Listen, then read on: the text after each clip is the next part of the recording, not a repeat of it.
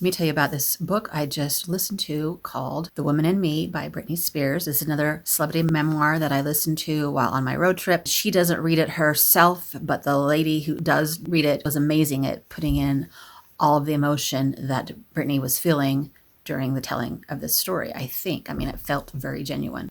I was already too old to be a huge Britney fan.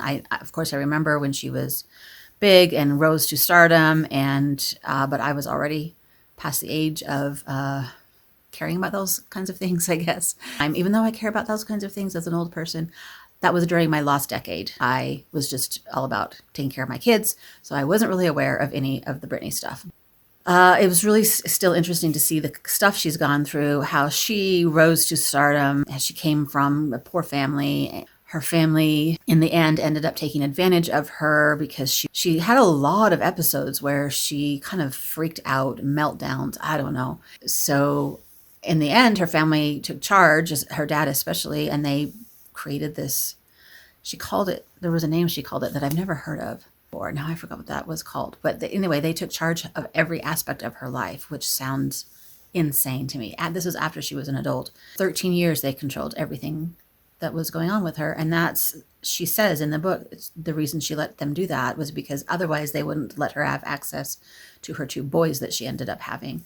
They weren't going to let her have contact with them unless she agreed to this whole situation. So she did that for 13 years until she finally got out of it just a little while back and wrote the story all about everything.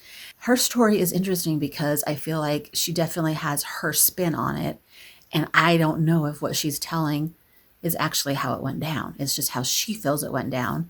And other people have told the story too, like her sister and her mom. And I'm sure those people are just trying to make a buck off of her story.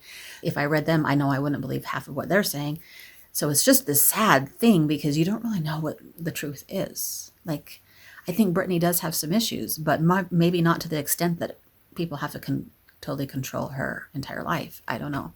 Interesting story. I'm giving it 4 stars just because I get fascinated with memoirs and people's stories, and I just find them extremely compelling and interesting, whether they're true or not. And I just really get hooked. And they're the greatest and best thing to listen to while you're driving.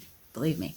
That book has been so popular and such a buzz, and you just see it everywhere. I think it's fun that I finally listened to it.